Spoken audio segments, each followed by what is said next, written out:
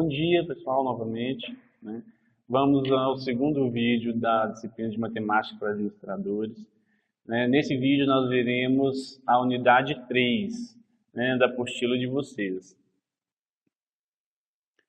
que é identificada pela matéria de funções, né? O que vem a ser funções? Bom, como nós terminamos o último vídeo com o sistema de equações lineares, ela vem adentrar aqui nesse vídeo, são equações que representem algum fenômeno físico ou lógico, tá? Não importa qual é a característica desse fenômeno. Para quê? Para que se consiga estudar qual é o gráfico, qual é a transformação, qual é o sentido de um certo fenômeno. Nós finalizamos o último vídeo com o exemplo do fluxo de notas tiradas de uma prefeitura durante uma semana, né? E com isso, vocês sabem que pode variar, né? Pode variar de hora para hora ou de dia para dia. Então, a função ela vem descrever qual é o funcionamento, qual é essa variação ao longo do tempo. No nosso exemplo, né? Os dias, tá? Bom, vamos lá. Ao terminar essa unidade, vocês estarão aptos a descrever e comentar possibilidades de associações de relações entre grandezas com o conceito de função em contextos administrativos, analisar gráficos de funções que envolvem relações entre variáveis de diferentes contextos, em especial administrativos, resolver problemas utilizando funções, interpretar situações, problemas que envolvem funções e identificar diferentes tipos de funções em suas particularidades. Bom, então função, no caso em que a relação apresentar a especificidade de que cada elemento do primeiro conjunto se relacionar em um único elemento correspondente no segundo, a relação será denominada função. Ou seja, na verdade, resumindo isso, eu tenho dois conjuntos. Se cada elemento de um conjunto se identificar com outro elemento de outro conjunto, essa relação entre eles é identificada como função.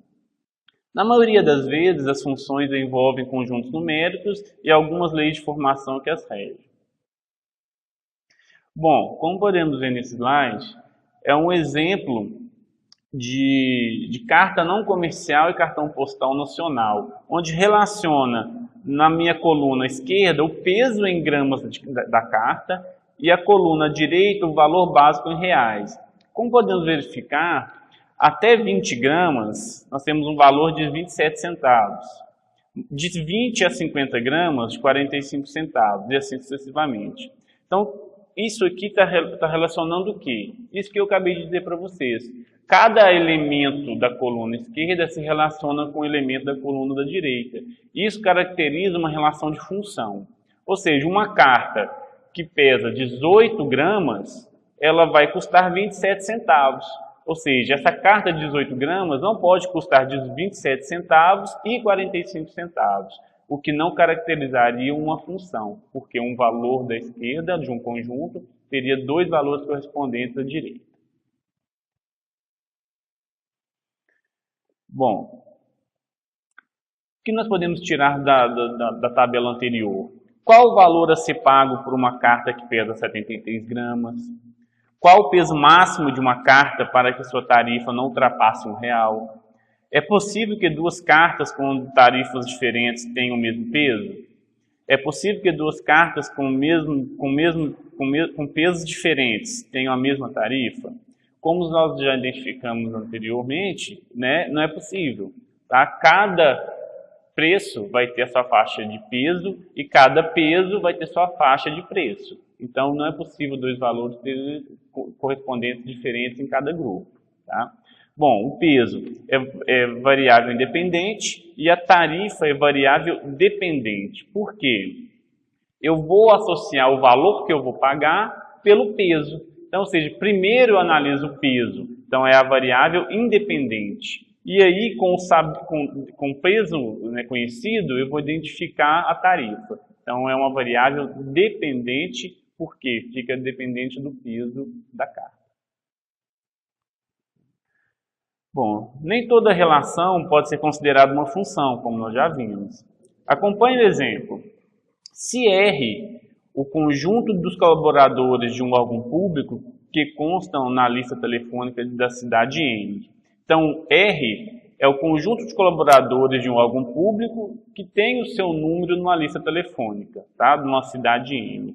Sejam T o conjunto de números de telefone dos residentes da cidade N, que consta na lista telefônica.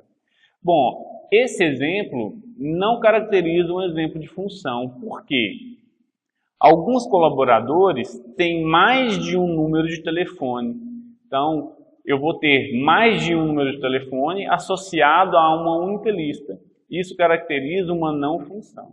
Tá? Assim, a relação não é uma função. Bom, como nós vamos anotar, identificar e discriminar algebricamente uma função, como nós passamos o exemplo no peso da carta, né? Como que eu descrevo isso algebricamente? Podemos verificar aqui um exemplo no slide de tipos de notação. Posso falar que y é igual a 2x mais 5, onde y é a variável dependente e x é a variável dependente, ou então também pode ser conhecido como f de x igual a 2x mais 5, onde nesse caso o y é substituído por f de x, onde x é a variável independente e o f de x é a variável dependente. Bom, outro gráfico para a gente analisar, eu tenho aqui um gráfico de x por y, onde x é o número de artigos e y é o custo total diário. Então eu tenho uma relação de 0 artigos, eu vou ter um custo de R$500 diário, ou seja, independente se eu tenho produção de algum artigo ou não, eu vou ter um custo de R$500. Isso, né, como vocês já devem saber, é chamado de custo fixo. Na administração pública é chamado de custo fixo. Você produzindo ou não, você vai ter um custo, né? Por exemplo, a prefeitura funcionando ou não, você tem um custo fixo de energia elétrica, né? Funcionando ou não. Então, chamado custo fixo. Bom, para cada número de artigos produzidos, este custo aumenta. No caso, como podemos ver no slide, para um artigo, tá? Eu vou ter um custo de R$700, para 2, R$900, para 3, R$1.100, para 4, R$1.300.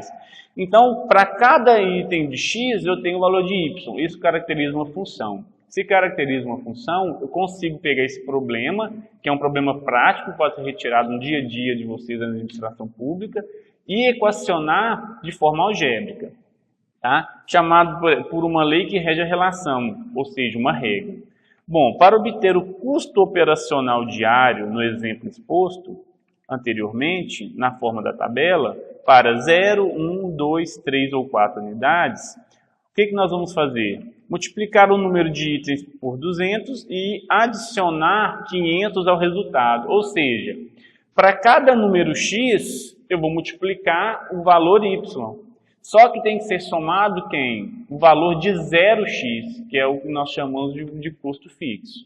Com isso, podemos estabelecer uma regra de obtenção de problemas práticos, tá?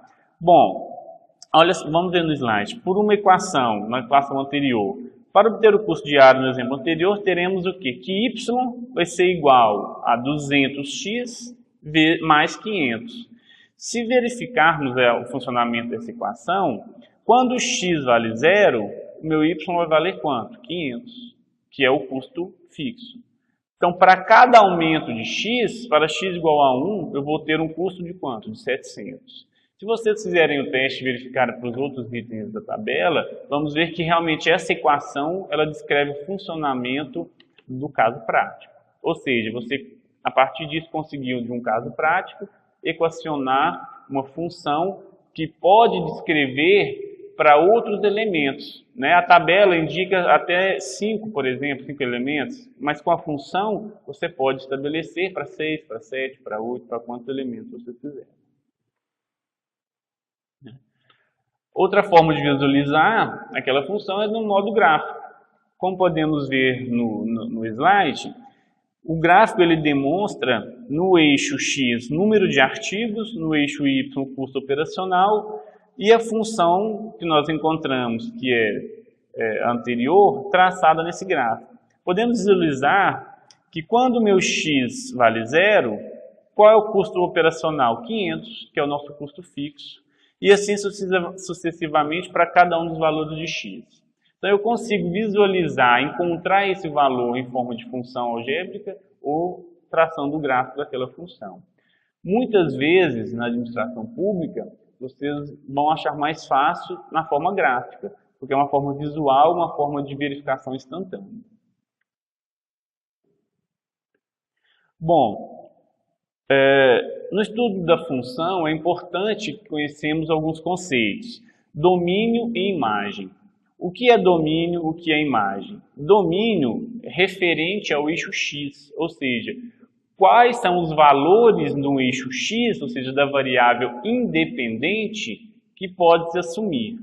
Sabendo isso, eu conheço a minha imagem, que é o eixo Y, que é a variável dependente. Sabendo dos eixos X, variável independente domínio, eu consigo encontrar as variáveis do eixo Y, que é a minha imagem. No caso da função que nós vimos lá atrás, y igual a 200x mais 500.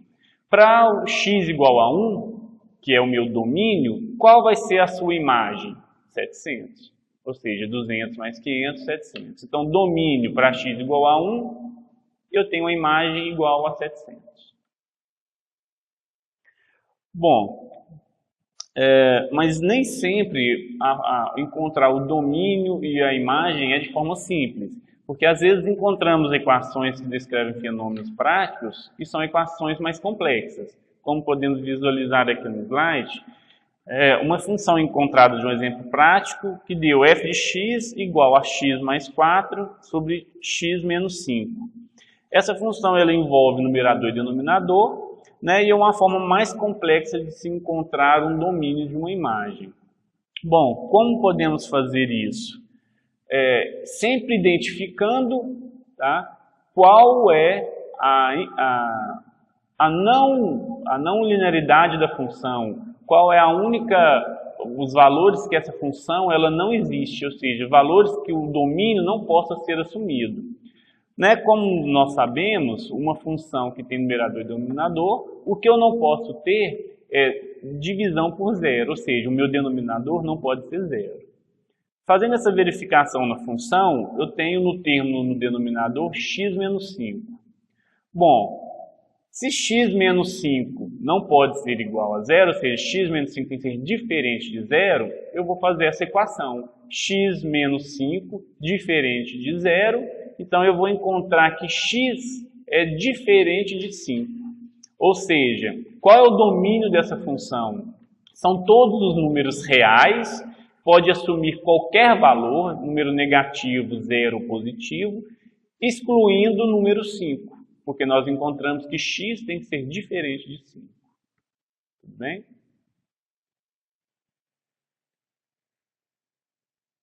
Bom, existem algumas funções especiais, tá? Que nós vamos estudar. A primeira é chamada de função afim.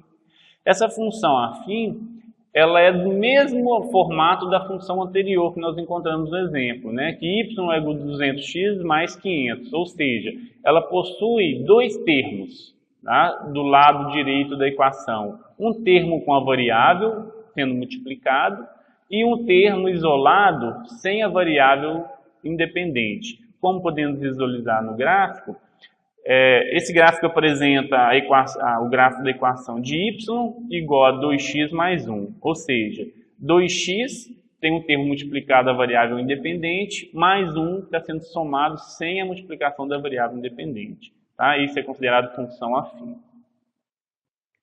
Outro tipo de função é a função linear. A função linear nada mais é do que uma função afim, sem o termo isolado, ou seja, sem o termo que não compõe a multiplicação da variável independente. Tirando o termo da equação anterior, y igual a 2x mais 1, Tira o termo independente isolado, que é 1, fica simplesmente quem? Y igual a 2x. Como podemos visualizar no slide, a equação fica y igual a 2x. Tá? Ou seja, sem o valor, sem a constante 1. Isso a torna uma função linear. Função identidade. Função identidade ela é derivada da função linear. Ou seja, na função linear eu tenho dois termos, o independente e o dependente, onde o independente é multiplicado por uma constante, como nós vimos, y igual a 2x. No caso da função identidade, eu tenho dois termos, o dependente e o dependente, mas o independente não é multiplicado por nenhuma constante, ou seja, puramente ela. Como podemos verificar no gráfico, x igual a y ou y igual a x, ou seja, os termos puramente simples, eles sem multiplicação de nenhuma constante. Função constante, né, como o nome já diz, função constante é aquela função que para todo valor de x, ou seja, para todo domínio, existe apenas um valor de imagem. Como podemos verificar no gráfico, y igual a 2. Tá? Ou seja, para x igual a 1, y vale 2. Para x igual a 2, o y vale 2. Para qualquer valor de x, o meu y sempre vai ser o mesmo, 2. Bom, função, outro tipo de função, que até agora nós vimos função de primeiro grau, que são retas, né?